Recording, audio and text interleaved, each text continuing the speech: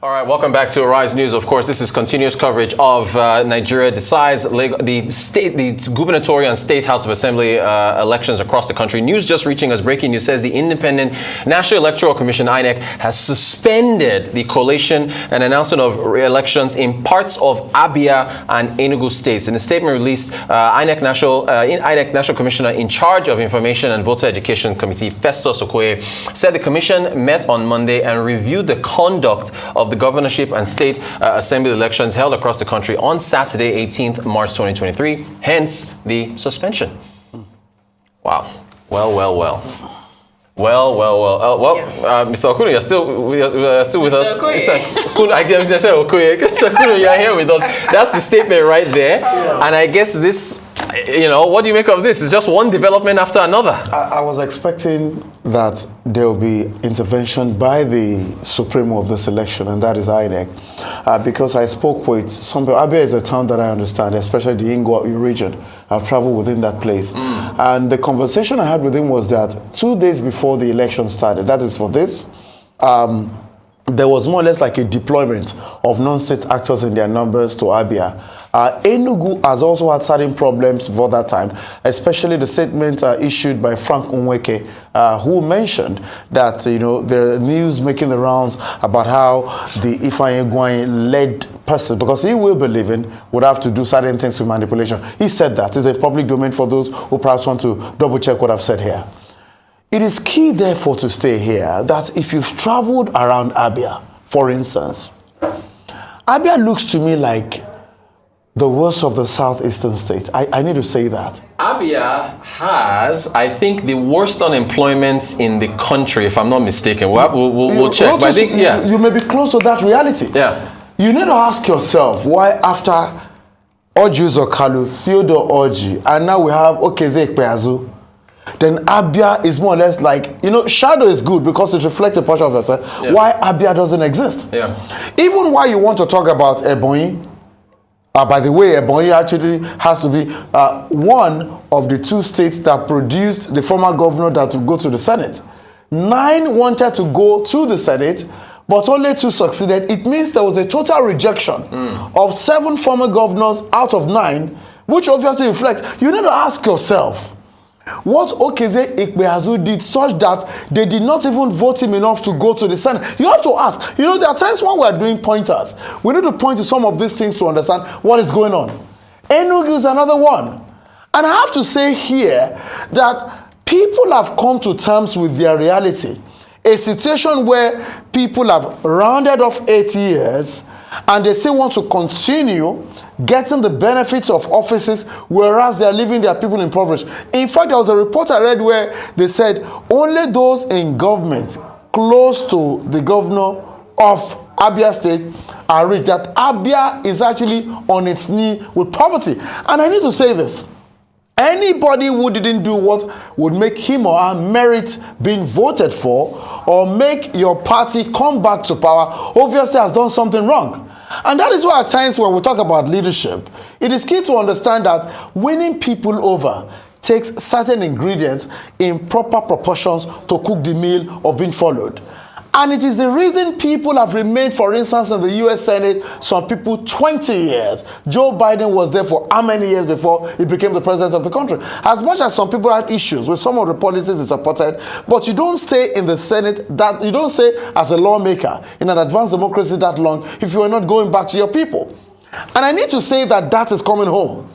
It is very clear from what we've seen here that some state actors, knowing full well that things are not moving in their direction, have deployed certain things to ensure that power comes back to them. And that is obvious it's not going to happen. So let's say that this is instructive for all of us. One moment. Please. We have our correspondent, Benga Shiru, standing by for an update. He's live in Kaduna State. Benga, thank you so much for joining us. Please, over to you. Thank you so much indeed. You asked a very pertinent question initially, wondering why INEC would have to defer the collation till 6 p.m. when there is the powerful IREV solution there that gave rise to that kind of expectation that everything is going to be instant. We also came here with that expectation. Well, the man to answer the question, the Administrative Secretary, Mohammed Awal Mashi, the Administrative Secretary of INEC Kaduna, is here to answer some of the question. You're postponing the completion of the collation till 6 p.m. looks like a political sophistry and political abracadabra. Could you tell us why would we have to wait for 4 extra hours for you to announce the last result after collating 22 local governments out of the 23 local government remaining that of Kudan local government? To you, it is political sophistry and abracadabra, but to us, it is an operational glitch. What really happened was that when collation was taking place in that particular local government that we are talking about, Kudan local government, there was an invasion by thugs of the collation center. Luckily, no lives were lost and no serious injuries were sustained. But everything to do with the election was destroyed, including all the forms, the Form EC8As for all the polling units in that particular RA, and of course the Form EC8B, because they had already even started collation. But for that act of invasion, that act of sophisticated violence, we wouldn't be here by now. We'd be talking about post-election activities in Kaduna State. But unfortunately, that cannot happen now. The decision that has been taken is that we are going to download. So we are seeing IREV in action.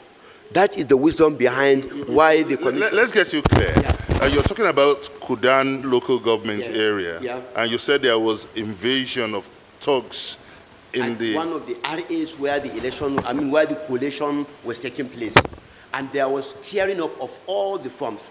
And luckily, we have all the results, in the INEC server. So what we are going to do now is we are going to download them in the presence, of course, of everybody, because INEC has always been transparent. We are going to download everything. We are going to give the same results that were torn to the collation officer for him to enter into a fresh Form EC8. Okay, what you're saying in essence is that the result had been uploaded before the thugs invaded. Absolutely. We had already uploaded all the results. So what we are going to do is just to get an exact replication of the destroyed results, and then we impute them into the Form EC8B, and then we move forward. And that is exactly why we suspended. And this thing is not something that you just jump into and do it like that. How do we Administrative Secretary, hold on. How do we verify that the result that was torn by thugs are also what was uploaded? How do we verify the veracity of such claim?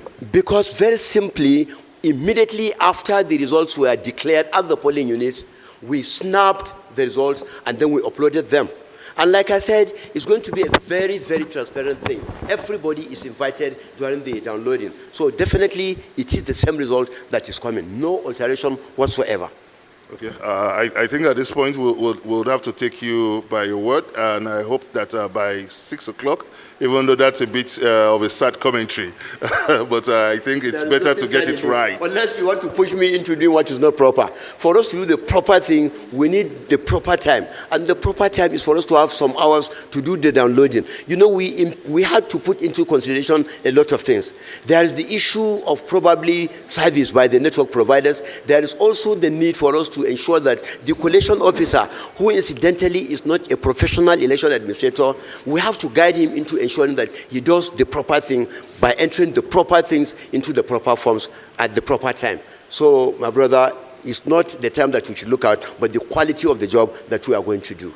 Okay, you've heard from the Administrative Secretary, Mohammed Awal Mashi. We wish you the very best of luck in this exercise. Thank you very much indeed. And back to you. So much for that, Benga Shiri. I know there's a lot of reaction from here in the studio. Of course, everybody's concerned about the authenticity of those documents that would have been uploaded, but I suppose we now just have to take them for their word, don't we? Well, I feel, especially when it comes to issues like this, we've seen cases in the past that would give rise to genuine suspicion, as you might want to find it. But right now, I don't want to go back to the cliche that has trailed this exercise. Once everything does not go your way, you hear go to the courts. We are talking about the sanctity of the ballot, which must be preserved, which must be protected, and INEC still needs to level up and double up in their effort to ensure that they restore public confidence in this particular exercise, because we are talking about the promise of a credible election. Don't forget that this exercise was postponed for additional 1 more week to get it right. And when you hear incidences like this, it leaves such a bad taste in the mouth. Absolutely. Thank you so much for your insight. Hopefully, well, I guess time is ticking, so we'll be waiting for that process to conclude. Gbenga Oshiri from Kaduna Collation Center, thank you so much. Back into studio now. This is a tight race, and the trend we're already seeing in the north central. Yeah. You look at Plateau State, which has now been taken, which has flipped over. You look at Kano, which has been flipped from APC. So the stakes are a lot higher for the APC to hold on to the states that they're holding on to in the north. I mean, how much legitimacy is this final result going to hold, in your view? As you heard, they always say go to court. Whilst we know that we cannot do much outside the court, especially in instances like this, it is the fact that the impression we create, and that's why when you're talking about the UN indices, there are times to talk about perception index. Perception is very key, even to businesses in these times, ditto politics. You know, it sounds very ridiculous, but I won't forget that the same Kaduna happens to be the defense capital of this country. And the defense capital of this country at some point last year or the year before was attacked by insurgents, where they came into the nation's defense force and they messed it up. That same Kaduna. You have to ask a question. If Kaduna, especially the Defense Academy, was attacked, then what is a collation center if they could go to the defense center and attack it? And that's why when the man was talking about thugs attacking, I wanted to ask the question, what are the police officers? But then I reminded myself that if they could attack the defense unit of this country, then what is the collation center? I think that the ridiculousness of these things that are unfolding continues to make us subtract from the proper impression we give people that we're evolving from the nonsense of yesteryears to the betterment of the years that is ahead of us, or the years ahead of us. And if you look at these things also, it is a shocker to many who thought it's status quo ante up until this moment. You talked about some states that have been flipped. If you look at Plateau in the last 2-3 years, I, in my assessment first, of none other than the former governor, the outgoing governor, Lalong, have said, every leader, especially if you're political leadership, you need charisma. You need level of believability. If this, amongst many other ingredients of leadership, are absent, then you won't let people have hope in you. You talked about another state. It is very obvious that people are not happy. Don't also forget, there is a ripple effect of the money policy of Mr. President. At some point, you used a gavel to smash your scrotum because there's a fly there, and you lose your testicles. And that is what is happening to this government. We talked about money policy 100 days to the election. You let people impoverish. You created inflation, 21.9%. That is a gavel on your scrotum. Now there's no testicle anymore. And that is what is happening. People are very angry. An incredible analogy. We need to go to Abuja now. Let's go to Abuja. The drama continues. The European Union Election Observation Mission. Let's take a listen.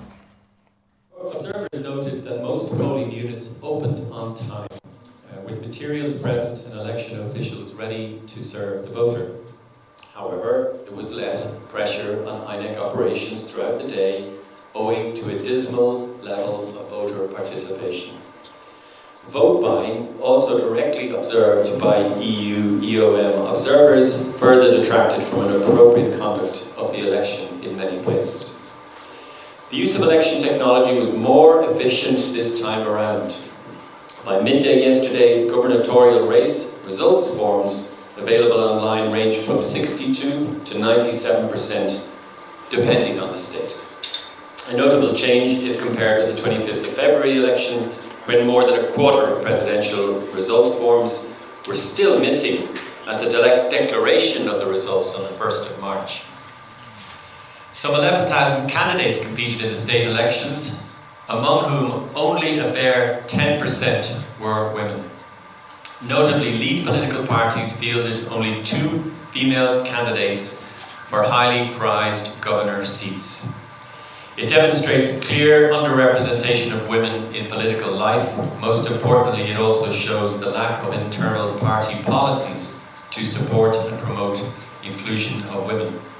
And let me also remind you that it is almost 40 years since Nigeria signed up to the United Nations Convention on the elimination of all forms of discrimination against women, and in so doing committed to eradicate discrimination against women in political life. Before I share our assessment of the campaign environment, let me stress that intra-party conflicts compounded by protracted deadlines for candidacy disputes created wholesale uncertainty for voters and electoral contestants alike. We observed that some court decisions about the electoral contestants were taken only a few days before the poll. Such timelines effectively reduce candidates' prospects to meaningfully campaign. Overall, campaigns in the state elections were highly competitive. Fundamental freedoms of assembly and movement were largely respected. However, the latter was impeded in some states by insecurity and executive actions. Further, organized violent attacks shortly before the polls led to a fearful atmosphere in some parts of the country. The campaign also saw many defections and individual switching supports from one party to another. Our observers noted that in several states, the abuse of incumbency gave an undue advantage to the party in power and limited the free expression of the will of the voter. Positively, voters in 15 out of 28 states benefited from professionally organized media debates, during which journalists questioned lead gubernatorial candidates on issues of local concern, while fact-checkers probed their responses for accuracy. It helped voters to make a better informed choice on election day, even if most incumbents rebuffed media offers. Unfortunately, attacks and harassment of journalists that occurred on the 25th of February went unprosecuted. I would hope that those who assault journalists, as well as those who perpetrated such attacks during this Saturday's polls, will be brought to justice. Our social media monitoring showed that gubernatorial candidates' online communication was focused on issues, a positive change from the presidential contest. However, disinformation contaminated online information space and aimed to confuse voters. We also recorded some dangerous rhetoric seeking to sow ethnic division. Positively, fact-checking initiatives continue to debunk such content and strive to preserve the integrity of the online space. Last but not least, I would like to commend the efforts of civil society organizations. Between the elections, national observer groups raised awareness and provided important electoral information to voters. Their leadership actively participated in online and offline discussions, calling for greater transparency and accountability of INEC ahead of the state elections. As I mentioned earlier, the collation process is still ongoing, and the EU Election Observation Mission is continuing its observation of this crucial phase of the election. Therefore, I encourage stakeholders to keep committed to a peaceful process and address any grievances through the courts. In this regard, I am mindful of the fact that various aspects of the presidential election have already been brought before the courts. I understand that petitions may also be submitted regarding several Senate and House of Representatives elections. That being said, it is important that this mission maintains its strict line of impartiality and non-interference in accordance with our observation methodology. Accordingly, I do not propose to discuss matters related to those elections as they are now likely to be sub judice. This is to avoid saying anything that might be construed as to prejudice the interests of any party in those petitions. As observers, we always hope to see a frictionless electoral process, to see democracy striving. Unfortunately, wide expectations that the new electoral law, in particular, would notably improve the overall conduct of the polls were not met. due in part to the poor implementation of the law and lack of political will to achieve its objectives. The conduct of the 2023 elections revealed systemic weaknesses of election administration that, if not properly and comprehensively addressed, could lead to democratic backsliding. This can have costly consequences for any country on any continent. Considering the pivotal role Nigeria has for this region, for Africa and the world, this is particularly important at this time. And thank you very much for your attention, and back to Alex.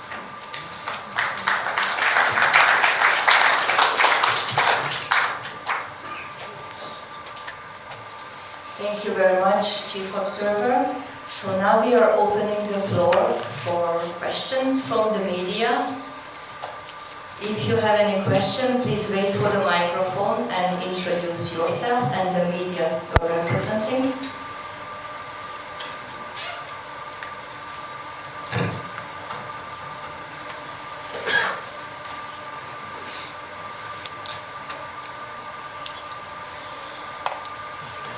I don't see any hands up.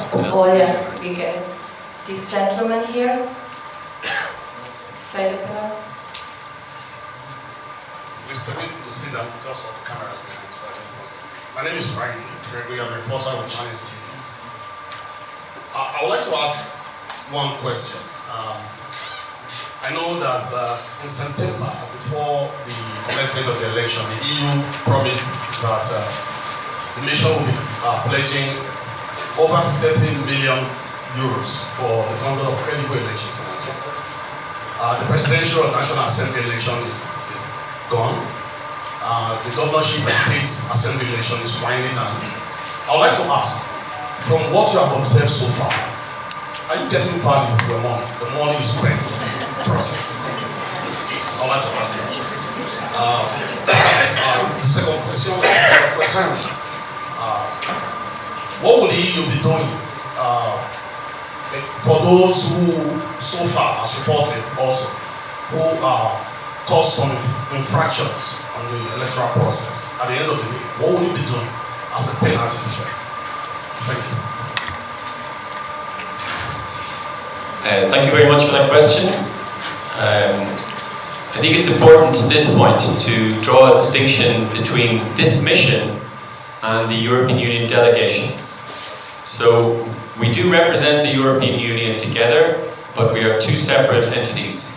So the European Union mission is here since early January, and our core team, some of whom you see here this afternoon, will be here until April the 11th, and we will complete our reporting process within 3 months after today.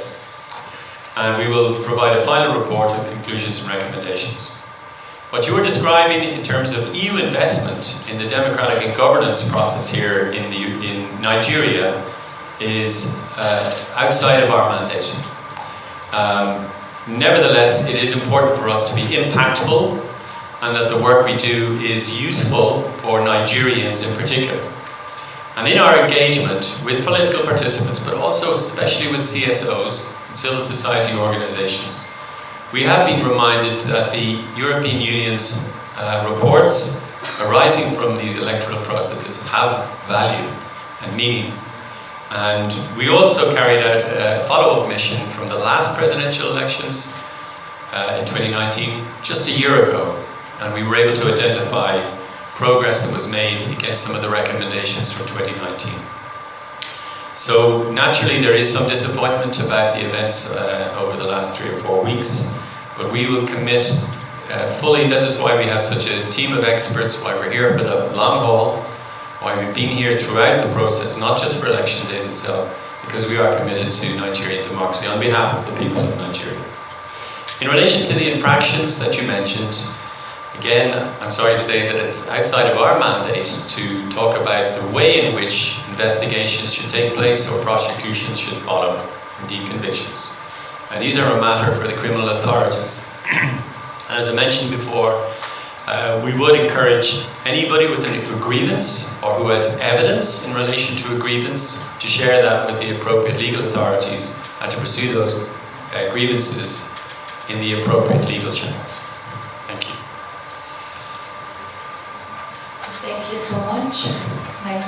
question, please. This gentleman here.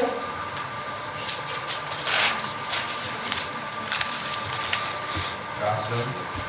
My name is Dr. Anul Emmanuel. I write for AFP World News Agency. I just want to find out from you. There have been reported cases of death, arising from individuals who tried during this period to disrupt elections. Some of them were killed by agencies, and some apparently maybe in the process of conflict, engagements like talks in the past. I just want to find out from you if you have a record of these numbers across the country since you have observers nationwide. Thank you. Thank you very much for that question, and I did try to draw attention to this fact. It's far more than a detail. It's absolutely tragic that 21 people, according to our latest information, lost their lives in election-related violence, and that's really unacceptable, and we want to pass our condolences to the families of those who lost their lives. And again, I would emphasize that if anybody has information relating to these incidents, that they should share it with appropriate legal authorities. And by any standards, when this kind of activity happens in the context of an election, it is almost inevitable that it has the effect of suppressing voter participation. And unfortunately, that is something that was very clearly seen on Saturday, where the high level of violence unfortunately had that effect. And these are standards of voter participation that are central to Nigeria's commitments in its own legislation and the international covenants that it's already signed up to. So we are saddened to share that information with you, but unfortunately that is the reality. Thank you so much. Next question from the gentleman on left. A very good afternoon to everybody. My name is Barry, I'm the Chief Observer. My name is Kashaka. I write for People Daily Newspaper. You said there is more deployment of technology in this election. Are you worried about some states' gubernatorial elections have not been announced because of accusation that BVAS was not used in the conduct of the election? And I would ask you, sir, please, would you say that there is an improvement in this election compared with presidential election? Thank you very much. Thank you for that question. I would say, I think we all know that it falls to INEC and INEC only to declare the results of the elections that took place on Saturday, and I am aware we have taken note of the fact that in some individual states that there are ongoing issues and that INEC has made particular findings about that, and we will continue to monitor that process. As I mentioned to you in my opening remarks, we have long-term observers still in the field, in some cases still in collation centres where results have not yet been announced. And we've also taken note of the fact that there has been problems with the BVAS, the operation of BVAS in some areas. But again, it's too soon to draw any conclusions about the pattern in this regard. We will have to wait until such time as we are in a position to issue a final report on that. Your other question, oh yes, I beg your pardon, yeah. So the question was about the comparison with the presidential elections. And as I mentioned before, there was an improvement in the operation of the technology. We saw not only the operation of the technology, but the overall functioning of the election from the opening of the polling units. Most of our observers noted that the polling units opened on time. Most of them observed that the rules were observed faithfully, but there were some issues, particularly around the secrecy of the casting of ballots, noted by many of our observers in polling units across the states. And this is an area, obviously, for improvement. But the most notable improvement was in the operation of the results viewing platform, where the promise of real-time opportunity to see the uploading of results was fulfilled in most cases. So there certainly was an improvement, but I would also add that there was a much lower turnout, which put less pressure on the electoral infrastructure that was operated on Saturday compared to the presidential. Thank you so much. Now we take a question from the back of the room. Good afternoon. My name is Sadia Tosu from African Independent Television. Okay, now the election so far for the governorship election, we saw that there was issues of thuggery and violence in some parts of the state. The EU has been observing elections for quite some time now. Does it mean that your recommendations were not adopted after the past elections? My second question is, those that are disrupting the democratic processes in Nigeria, what will be their punishment after this election? Thank you. What will be the punishment of us?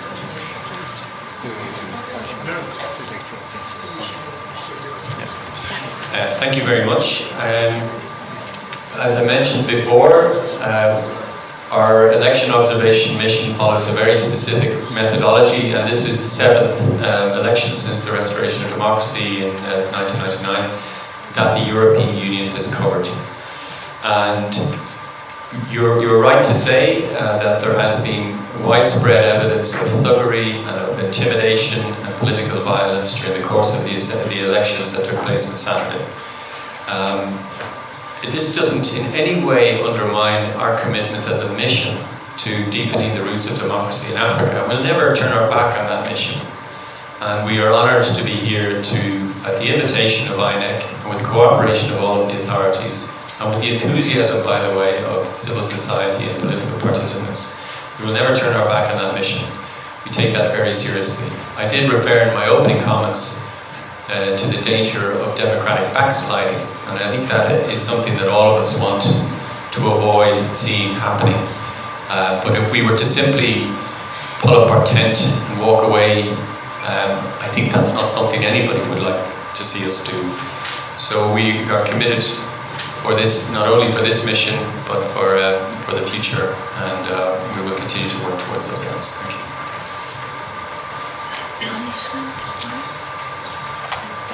Thanks, please. Go ahead. Good afternoon. My name is Chemaka Okabo. I work for Premium Time. From your last preliminary reports press briefing, you spoke a lot about challenges around the process entirely. And you've done so again this afternoon in your report, although highlighting a few merits. I would like to ask you to speak directly to the merits you see in the process so far, and also if you think that the numerous challenges outlined should amount to cancellation of the election so far. Yeah, thank you. I think it is important to emphasize the positives. We're not here to just identify negatives. And I would also like to say that when we do provide criticism, I think it's accepted by all parties as in the spirit in which it's given, which is constructive in every possible way. However, those positives we identified in my opening remarks. I think the technology worked better.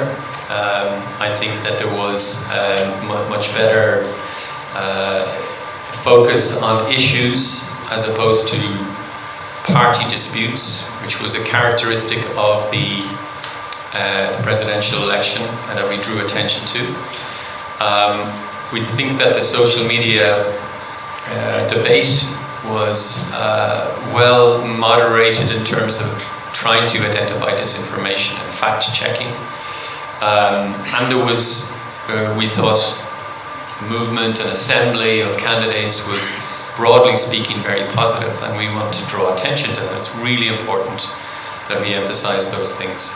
But nevertheless, we don't want to simply sugarcoat some other difficult truths because we wouldn't be doing ourselves justice, and certainly we wouldn't be doing justice to the people of Nigeria who have such a very obvious appetite for democracy in this country. Good afternoon, everyone. My name is Georgina. I'm the president of the report for Arise News. You made mention of several issues, and I took particular attention to your statement. Systematic weakness of the electoral process, if not addressed, could result in democratic backsliding. Now, going forward, what would you say the government of Nigeria and the electoral body should put together to address this democratic backsliding, as you put it? Because, of course, we do not want to go back to the military era. We want to continue this democratic process. Yes, we have our issues, but what would you highlight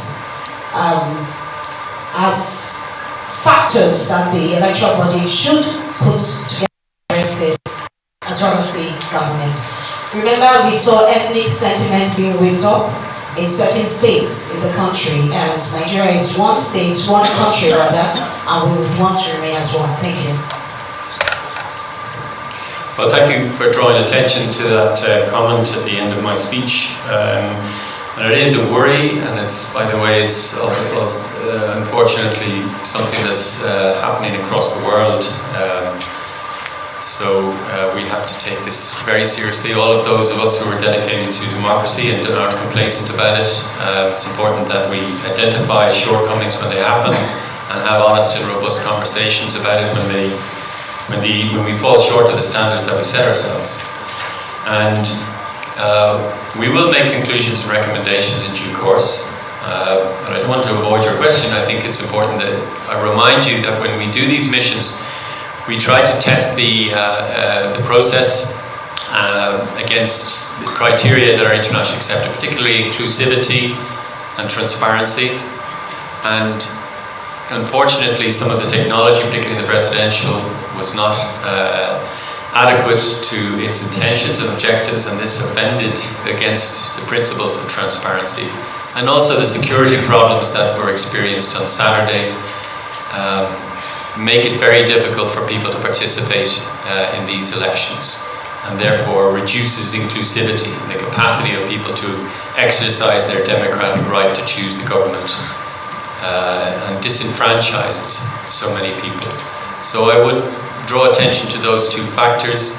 But as I said, this is a preliminary report that we're sharing with you today, and we will continue our work over the next few months before we conclude with a final report. Thank you. Thank you. Please go ahead.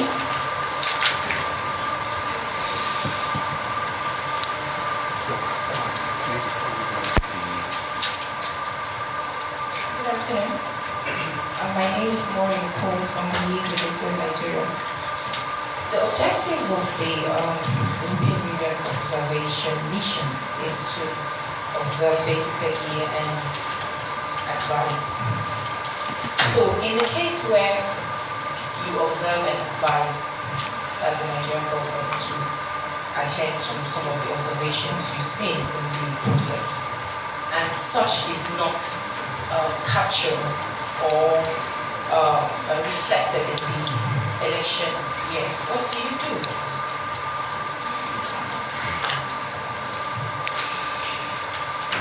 Well, that's what I mentioned earlier was that arising from the 2019 election, we made a final report which contained 30 recommendations, which is out there in the public domain from 2019. And last year we had an election follow-up mission in March of 2022. We used that follow-up mission to essentially x-ray those recommendations and see which one of them were implemented or partially implemented. And we concluded that 13 of them were implemented or partially implemented, and where they weren't implemented, attempts had been made unsuccessfully in some cases to implement. For example, on improving the number of women participating in election We know that bills in that regard didn't succeed in the Houses of the Assembly, so that's the limit of what we can do as a mission. We can only present this information, but I think we are very thorough about this, and we do follow up, and we do concern ourselves with impact. We don't want to waste your time. We don't want to waste the time of the Nigerian people with this engagement. And this methodology has, is tried and trusted, and it has survived the test of time and has added value in many countries across the world. And I think we really hope to see that the same here in Nigeria. Thank you so much. For the last question, please.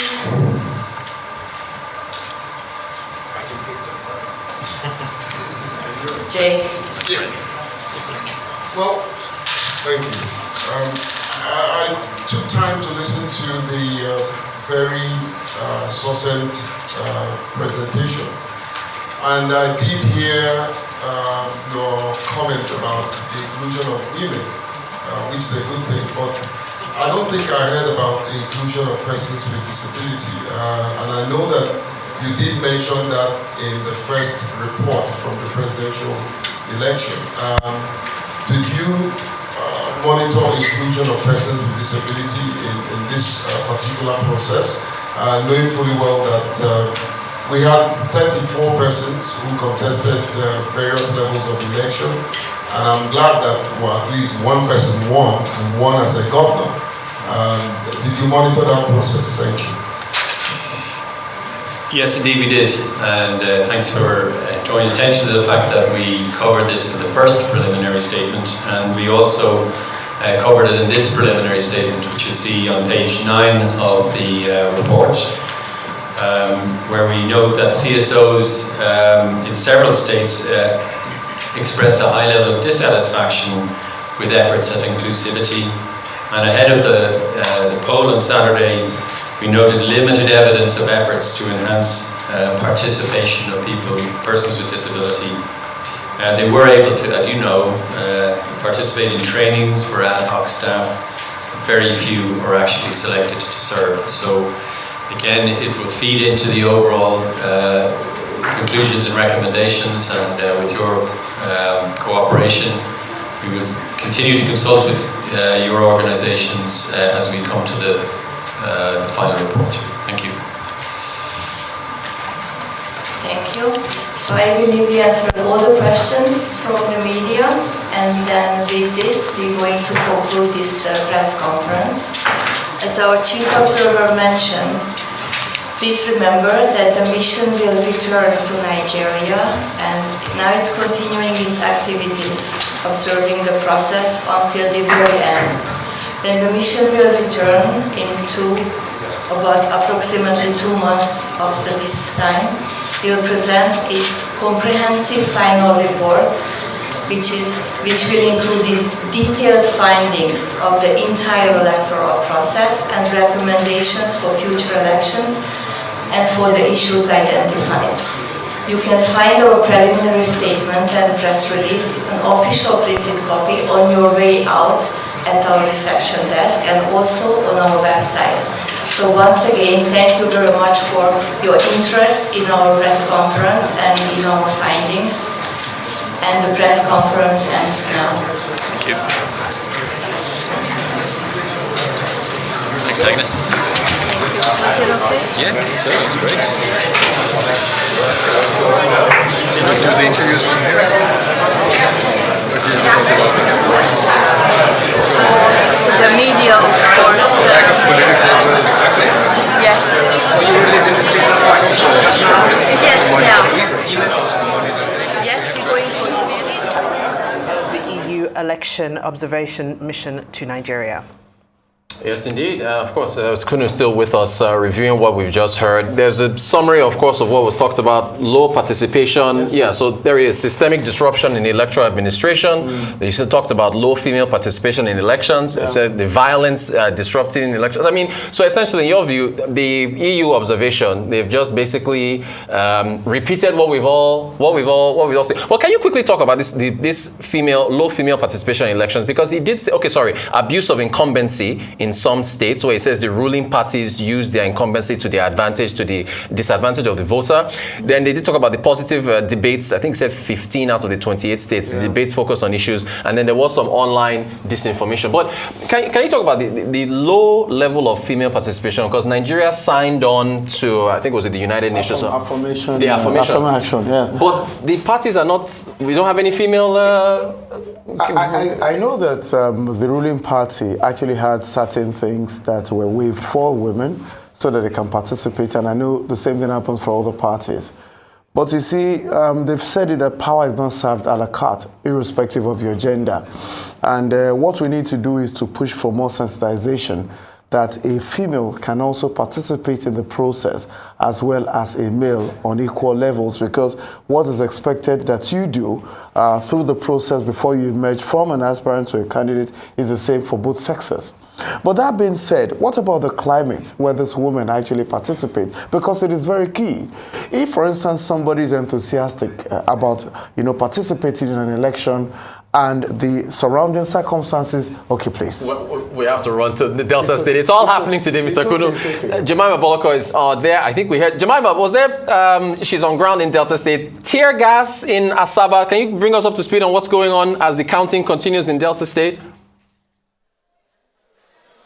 Yes, I'm still at the collation center here in Asaba, the Delta State capital, where the rising tension has been brewing since the announcement of the final local government, which is the 25th local government, was just announced a few seconds ago. So tensions have been rising, tear gas in the compound. We're hearing word that hoodlums are trying to invade these premises, but for security presence are fully outside. We can see armor tanks fully present outside. So we're still trying to figure out what is causing this situation. But there's tension in this room right now as we speak. Even myself, I'm really looking out for myself right now. Back to you. You should, what about the security? Isn't there security there where you are to protect the people that are in the collation center so there's no violence? How's the security looking there? There's security presence here. We have the military, we have the police down on ground. Just a few seconds ago, the door and the windows were shut down, and we have a lot of hundreds of journalists present, INEC officials, even EU observers in this room at the moment. But want to figure out what is going on. The final result is yet to be announced by the returning officer, Owanuri Godwill. Back to you. Fortunate that had to be the experience. But I'd just like to ask you if collation is still going on, because we understand that is still the case since the authorities have shown up at the center. Yeah, they just announced the last local government, which is the 25th local government area. So they're about to do their final announcement to know who emerges the winner in Delta State. This is when this tension is rising at the INEC office here in Asaba as we speak. So. All right, of course, earlier we did hear reports about the candidate for the APC, the INEC reporting that the candidate for the APC, that's Ovia Omagege, had held some of their staff hostage. How is that situation? Are all INEC staff safe? Is there any form of, do you feel that they are free to announce the correct thing, or do you feel that there's an element of duress happening there? Okay, yes. A few moments ago, the INEC returning officer just announced that some officials were held in Ugeli North of Delta State. But that was the last result that was just announced. They were released this morning around 10 a.m. this morning or so. So they are allegedly accusing the Deputy Senate President of holding these people hostage in his hometown, Orogu. But we're not sure about that statement. We have to hear from his own side before you can make such allegations. But it's clear that they were held hostage since yesterday night, as soon as they finished collating from there. the ward in Orogun. INEC staff that are currently in the collation center, is it a free environment? Are they able to conduct their business freely? Or do you feel there are threats besides what's happening outside? Within the premises, are things going on smoothly and normally and transparently? Just about 10 minutes ago, everything was going smoothly until recently they had to pour spray tear gas outside the premises. And there are serious tensions, and the security operatives are in the building now. I can see multiple of them tripping into the building to see if everyone is okay. So that's a good sign, I assume. But for now, we're trying to understand what is happening in these premises. Like earlier on, I said the APC party agents and the Labour Party agents have been objecting the results that have been trooping in since on Saturday morning. So I don't know where this is coming from, where the anger, the tension is coming from, but we're trying to figure out who is behind this attack. Thank you so much, Jemima Boloko. In spite of all that's happening, you've brought us up to speed, and please, we ask you to please be safe, and thank you again for that very important update. Mr. Kunu, you're still with us. You've heard what our correspondent had to say. Please. Unfortunately, it's similar to what we saw happen in Kaduna State with our correspondent, the seeming attacks on collation centers or where results are being collated. What is this about? Delta is peculiar because the current governor owes 90 months in pensions, and the APC candidates had once desecrated the National Assembly when he led thugs into the chambers and took the mace out. Right. Yep. So you have key figures who should not even be on the ballot in the first place or be supporting anybody. I have heard and read and asked questions. The governor is afraid of what he did to the elderly citizens of the state. 90 months, we know that 3 years is 36 months. But don't just let me count the number of years. And you have somebody who is a leader at the National Assembly. Don't forget, Ovioma Agege is the Deputy Senate President. And the Deputy Senate President came to that office after he had led thugs to the chambers. And he eventually won the ticket of the ruling All Progressive Congress. It says that something is amiss. Because ordinarily, to have been associated with that kind of desecration means you should not appear on any ballot box or any ballot paper in the first place. So it tells you that the system itself is skewed in favor of those who should not occupy any leadership position. How do you owe people 90 months? Let's agree that some of those debts were carried from the previous administration. Why do you have to add to it? And it comes to tell us about what we've been discussing before, that when people see elderly citizens suffer, it gets them ready to cripple the system by doing worse so they don't end their lives like that. The premium on the average citizen is a problem. You were talking about 1,000 or 8,000 naira. As of 2016-2017 or thereabout, the allotment on the prisoner in Guantanamo Bay was $7,000 US for medics. Wow. In Nigeria, it's 600 naira in a year calendar. So the premium on the life of the citizen is actually what results in the things we see, the consequences of our actions negatively, the consequences of our inactions. For instance, we're talking about Marjorie.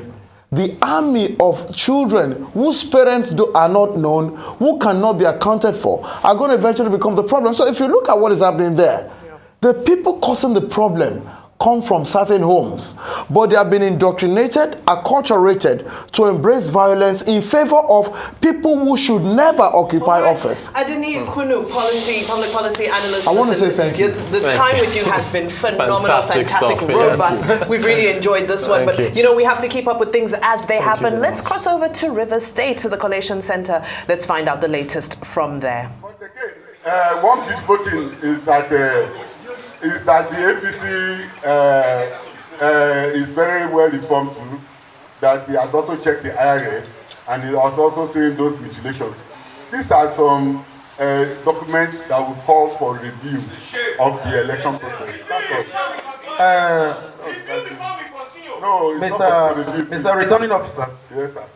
I know I was just chatting with my colleague, the PDP party agent, before the commencement of this process again, that from outside, Even the formation of the security is changed. The environment is charged. Declaration is about to be made. It's obvious that this whole thing has been concluded long before now. On INEC portal, Asaritoru accreditation data is 0. 0. Accreditation data on Asaritoru local government is 0 on INEC portal. And I want to ask Mr. Okochukwu and the associate prof, from where did they get these figures? From where? If there was no accreditation done at all in the entire local government, from where did they get these results? Because from INEC guideline and procedure, accreditation was supposed to be done before voting. So where did they get the figures?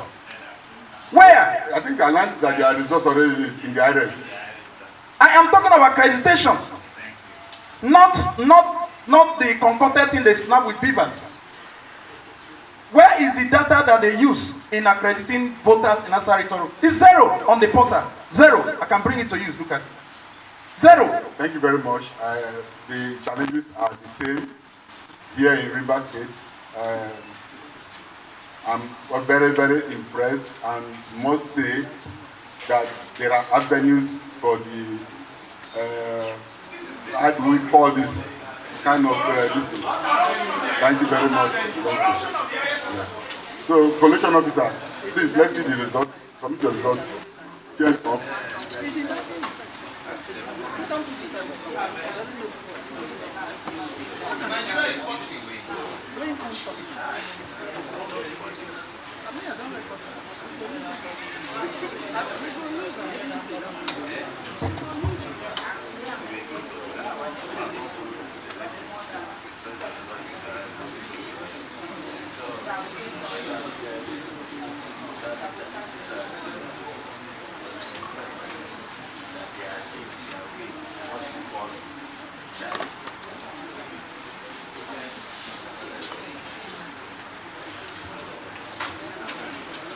We have the last local government area.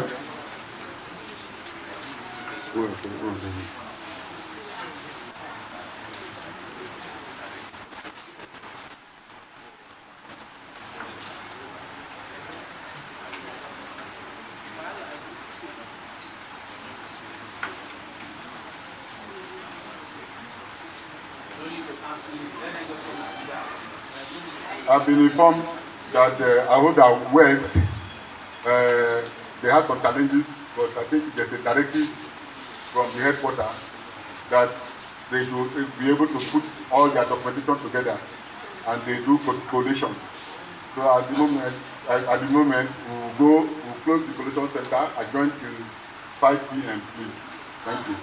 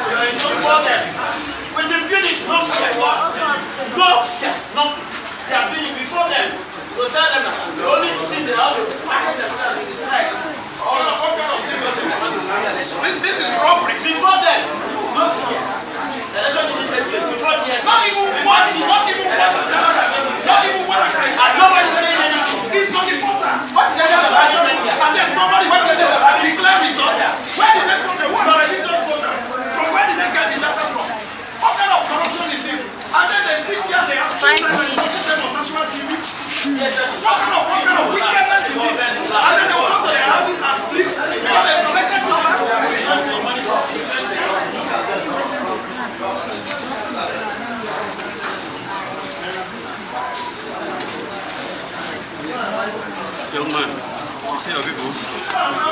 Let's try.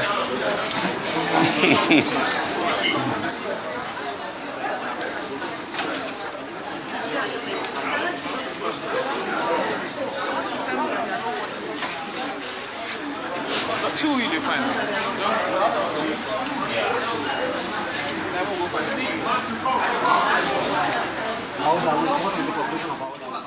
All right, so very feisty activities going on in Rivers State, where you can see the agents from other political parties vociferously complaining about the process. They have adjourned again until 5 p.m. You heard the announcement there saying that the quote-unquote direction from above was that they wait till 5 o'clock, and the agents there are complaining vehemently that they should not be made to wait for another 2 hours until 5 o'clock. They're saying the entire process should be adjourned until the next day. So hopefully we get to speak with Ovieteme George, our correspondent on the ground. It's just all happening across the country right now from one event to another. We have, of course, Mr. Dayo Shobowale, a RISE analyst, with us in the studio. Mr. Shobowale, good afternoon to you, sir. Thank you for joining us. It's a pleasure being here. What do you make of what we are seeing, Mr. Shobowale? What is happening? You mean in Rivers? Oh, yeah. We'll pick your state. Let's start with Rivers. Tempers are rising for obvious reasons. People are suspicious of the process. They have an inkling that they may perhaps lose. See, the very last one we saw now, the man announced that they are adjourning till 5 o'clock, and people flared up, and they make some very, very nasty allegations. It means, you see, it has reached a stage where this mistrust and distrust of the system on the part of those who are losing, you get me? Whereas those who are being accused of manipulating the system are praying to get away with it. They are praying to, so the voter is caught between the devil and the deep blue sea. Wow. You get me? So actually, and to me, you see, when people lose, they lose their temper, they get frustrated, they use certain language, tirades of condemnation. It should be expected. But if people are fear-minded, if they think they want to succeed in the system, they will not initiate moves to abruptly end the system. They will see it through. They will see it through, no matter what it takes, so that at the end of the day, they will have cogent avenue and cogent reason to ask for amelioration of whatever wrongs they may have suffered. Okay, so is that to sorry, 1 second, Cynthia. Does that mean then, because one of the agents, especially the gentleman in the dark polo shirt that was yelling very loudly, he earlier called for the election to be redone. So is that, if you're saying that the necessary processes has to be taken to placate those who are complaining, would that amount to redoing the election in Rivers? Look, almost everywhere that I've seen, those who are on the losing side have always asked for the cancellation of the election. They have always asked for the cancellation of the election. But if you take them on the face value, there will be no results to be announced, because they are not the only people complaining. What of those who think they have a fair chance of winning, or those who are winning? They will not abdicate the process just like that. They want the process to be seen through. So let's try to be even-handed. Do you get me? Indignation is all right if people are fairly treated. But indignation has to be measured. It does not need to ask for the roof to be brought down, or the process to collapse. We'll come back to you, but we have our correspondent, Ovieteme George, who is standing by. Ovieteme, thank you so much for joining us. Please give us the latest on what's happening in Rivers State. 791. Well, we're actually waiting for the results of two local government areas, that is Asari Toro local government area and Ahoda West local government area. But just a few minutes ago, we got the results for Asari Toro. It's the same one-way traffic with the People's Democratic Party sweeping the polls. But then there is one local government area left, and that is Ahoda West local government area. But it appears there are discrepancies, so to speak, because we had from the Independent National Electoral Commission that there would be a brief interruption, and then by 5, the collation center will reconvene, and that will get to know if that result will be announced today. But as it stands now, we are waiting. 5 o'clock is the time for us to reconvene. I told you earlier when we had a conversation that we're looking at a number of states that are battling for that last LGA. So based on that, we now have to cross over to Delta State as they announce that final LGA that has caused so much drama. Let's tune in.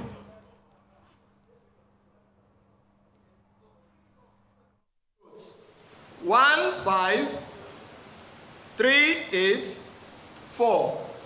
1, 5, 3, 8, 4. Total votes cast 6, 8, 7, 1, 2, 1. 6, 8, 7, 1, 2, 1. Ladies and gentlemen, this is the result of the governorship elections in Delta State held on 18th of March 2023. Can I have the party agents to sign? Party agents, please, can you come and sign the results? Yes, party agents. Party by party, yes. Those, of course. No, let's sign the result before the other will follow. Yes. I should declare? All right. All right. Declaration of the results, please. Where is my little paper? Declaration of the results.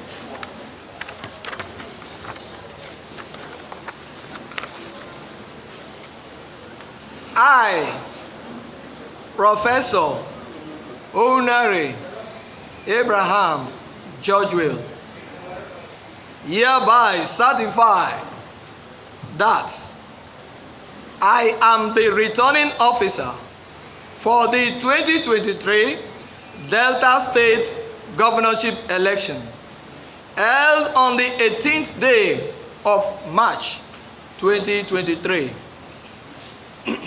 The election was contested. The candidates received the following votes. Onokiti Elin Agbola, Party A, 930. Gwede Duvier Jenkins Guiane, Party AA, 66. Ekure Chedrak, ADC 1482. Ogba Emmanuel Samuel, ADB 1081. Omo Agege Ovie Augustine, APC 240229. Ugboru Grace Oveje Abga 11021. Eze Henry Ekene APM 937. Cosmas Annabel APP 198. Umujane Sylvester BP 162. Pella Kennedy Labour Party 48047. Agbe Good News Goodman NNPP 791. America Emmanuel NRM 612. Obo Revori Sheriff Francis Orewedo PDP 360234. Edijala Emmanuel PRP 521. Obagi Kenneth Omemewa SDP 4639. Ofeye Sonny YPP 484. Oko Emmanuel ZLP 303. That's Obo Reverie Sheriff Francis Orewedo of the PDP, having satisfied the requirements of the law, is hereby declared the winner and is returned elected. sign 18th March 2023. Thank you. Party agents, please, can you come and sign the results? Thank you. Thank you. They are not signing this one. That one they are signing. No, it's not for them. It's only me. Okay. The party, you will start now. The first will give copy for the declaration and when I start. Yes.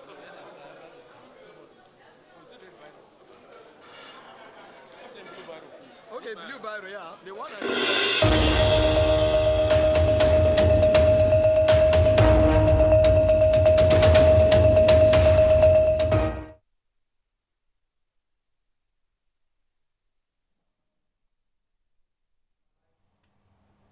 All right, well.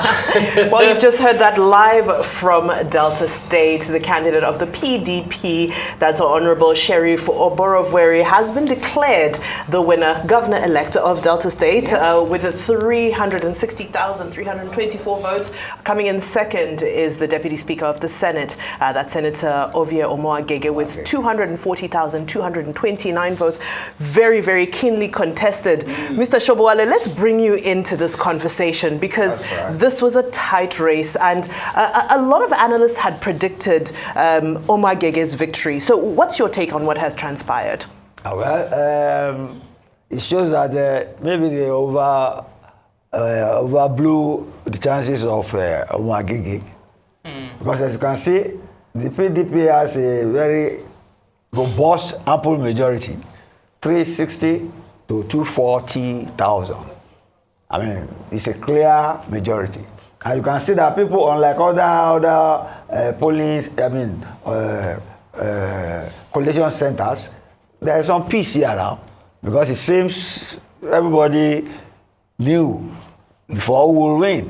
But to your point, Mr. Shobowale, there's some peace now. Because when we had our correspondent earlier on, there was a tear gas incident. So now it's calm. And that's on the way to the victory. Okay. It's clear who is popular. You see, there should be no dispute about this. It's when races are close. You have majority of 10,000, 5,000, that people get heated up, thinking they would have won. I mean, the second person knows there is no chance in hell who could win this, because the majority is clear and solid. So that's the essence of democracy. If a guy is popular and canvasses well, campaigns well, and maybe has performed, has lived up to his campaign promises or the manifesto of his party, the electorate will reward him. Mr. Shobowale, yes. Arise TV hosted a debate with the candidates running for gubernatorial office. The PDP and the APC candidates were absent. They sent in letters stating why they couldn't attend the debates. And now, of course, one of the two has won. The PDP has won. What's your stance on candidates? Because the EU observers, that is the European Union election observers, they were talking about one of the highlights, one of their summaries was that in about 14 or 15 of the states, there were gubernatorial debates that were attended and the issues were discussed. But this issue of candidates skipping debates and not being punished for it, you've talked about the PDP candidate being popular. Do debates not matter? Because again, for Delta State, the APC and PDP candidates did not show up, and now one of them has still won. So why would they show up for another debate if they know they can skip it and still win an election? Well, debates are not statutory. They are not mandatory. Yeah. If debates are organized by INEC, I doubt if any of them will keep away. But debates are undertaken, organized by private groups, human rights groups, and all that. I mean, they are obligatory.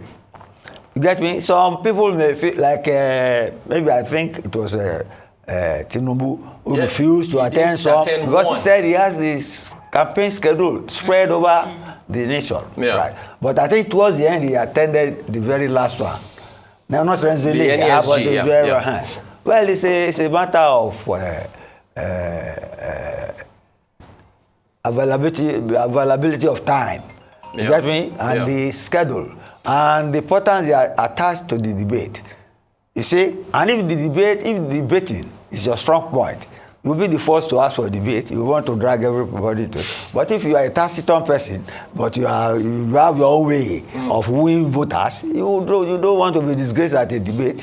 You are not articulate or eloquent. But those who have those virtues will be struggling to be seen at debates.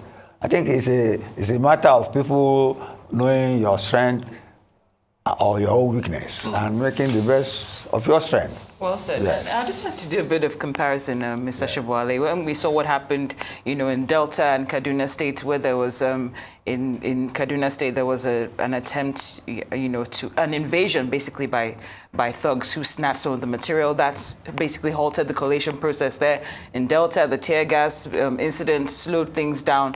But when we look at what happened in Abia State, in Enugu, and specifically in Rivers, the manner of approach, when they said the collation would continue at 5 p.m., and it just looked as though there was no cogent reason, or the approach just seemed a bit nonchalant.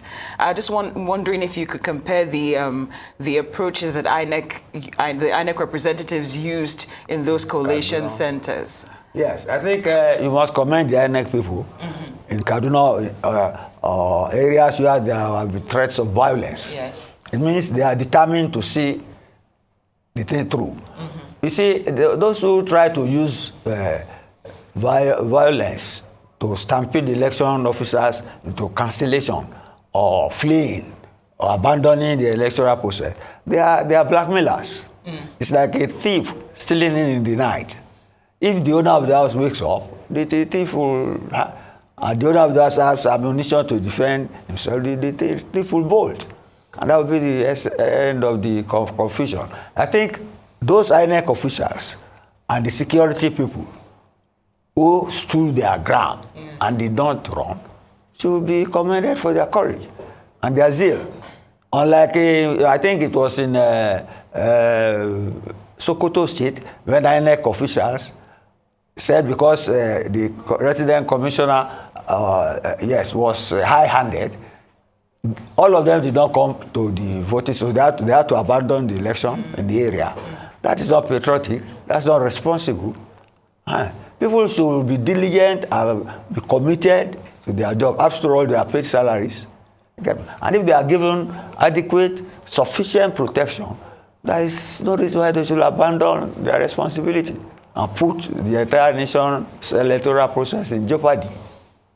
Now, let's talk about the elephant in the room, which is Labour Party top to bottom. Delta State was one of those states that Peter Obi, of course, enjoyed massive support. And as much as the governorship candidate for the Labour Party himself was little known, people felt that there was a possibility that he could enjoy the same grace that people are calling it, the grace that Peter Obi had bestowed on other candidates during the presidential election. Where do the obedience stand, in your opinion? Are they represented here? Or do you feel that there's still going to be a group of young people in Delta State who are concerned about the same issues that forced them to go towards Labour Party for presidential? And I'm so sorry, before we take that, let's just cross back to Delta State for an update from Jemima Boloko. Jemima, please let us know what's happening as the governor-elect has been declared.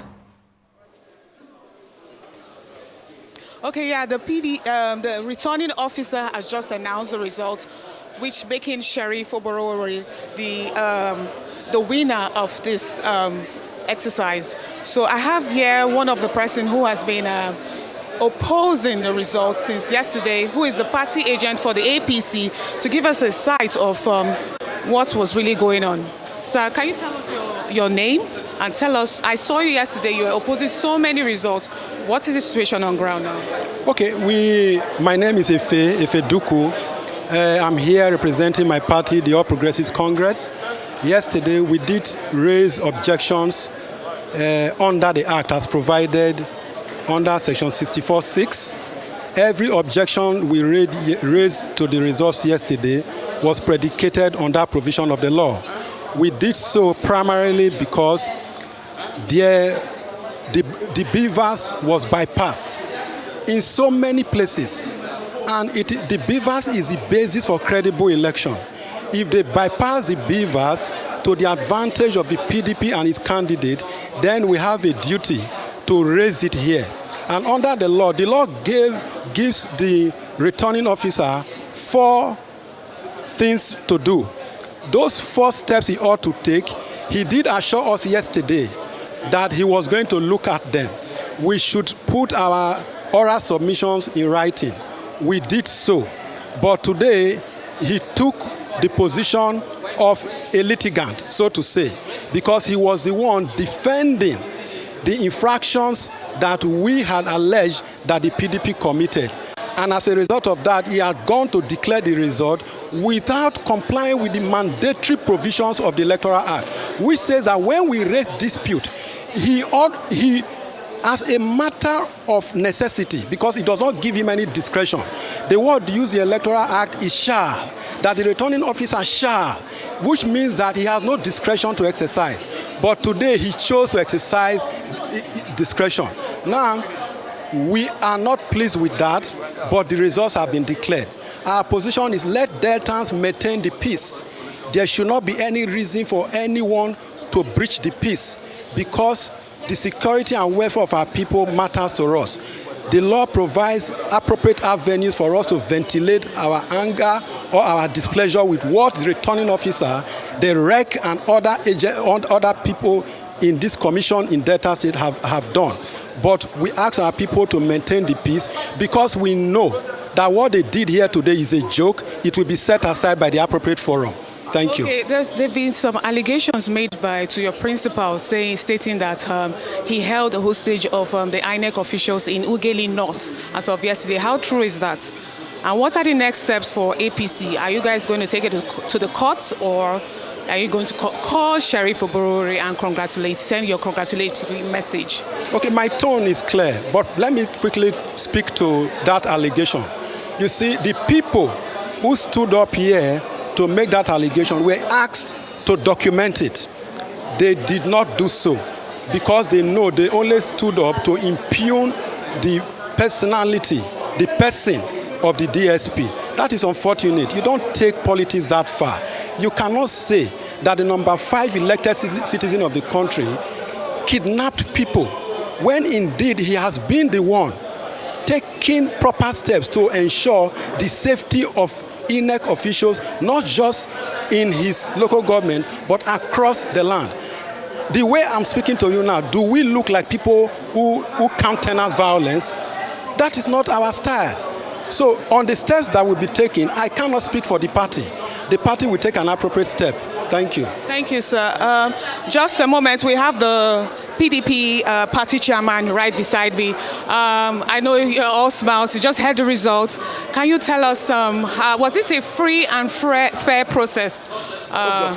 Obviously, the process is very free, very fair, and clearly shows the love that Deltans have for our party and the love that Deltans have for our serving governor, Senator Kowa. This, to me, this is an appreciation for the good thing that the governor have done for Delta State in the course of the past 8 years. And they want us to continue in that trajectory. And we are bringing somebody that is capable, that is credible, that have the capacity to continue where our governor is living off. Thank you very much, sir. Thank you. Yeah, that was the state party chairman of the PDP, Kingsley Esusu, who is all smiles with the situation back there. Finally, with the results has been announced and the situation, everything has gone back to normalcy outside the premises. Back to you guys. Jemima, I'm not sure if you still have the APC rep there. I really wanted you to please. I don't know if you can still ask him. What does it mean by the BVAS was bypassed? Does it mean that the number of accredited voters was inflated? Because BVAS is just about accreditation. I don't know if he's still there. If he could expand on what he means by quote-unquote BVAS process was bypassed. Yeah, before he joins us, he's having an interview here. But from information reaching us, I told you Baramatu and Ukwani, their BVAS were non-functional. But the statement he made yesterday were some results were forged by the ruling party in Delta State, which is the PDP, in Ughelli South as of yesterday, that what they submitted at the polling units were not what was being announced. That was the argument yesterday, why he kept on opposing. The same thing with the Labour Party. Excuse me, you can come over here. Okay, we have him here now. They want to know, the world wants to know that, what do you mean by the BVAS being bypassed as of yesterday? Can you give us a download of what was going on? Okay, if you were here yesterday, you will see, you would have heard some of the collation officers from the various local government saying that they entered 0 votes for some polling units because the BVAS was bypassed. And I also did tell the returning officer that if you go online now on social media, you will see, for example, in Burutu, Akugbene 1, Akugbene 2, and Akugbene 3, where people are openly boasting and uploading video of how they bypassed the beavers, meaning that the beavers became redundant. People were just voting, or results were just written in those places. For us, that is not what the law expects. If they did that to the advantage of one party, we should be able to say so. And what the law expects, that having said so, the returning officer is mandated under section 64(6), which we will continue to emphasize, to do 4 things. He did not do any one of them, but he has made his judgment call. You understand? And having done so, we will now follow the next step. That Senator Omar Agege won this election is beyond any shred of that for us. And that is what we are taking forward, to ensure that we set aside his pronouncement today and ensure that Senator Omar Agege is properly declared at the appropriate forum as the governor of this state. Thank you. Back to you guys. You have heard here the PDP, and in a festive mode as we speak now, they are heading to the chapel in the Ado Government House to celebrate their victory. Back to you guys. Thank you so much, Arise correspondent Jemima Boloko, live from Delta State in the Collation Center. We appreciate your time as always.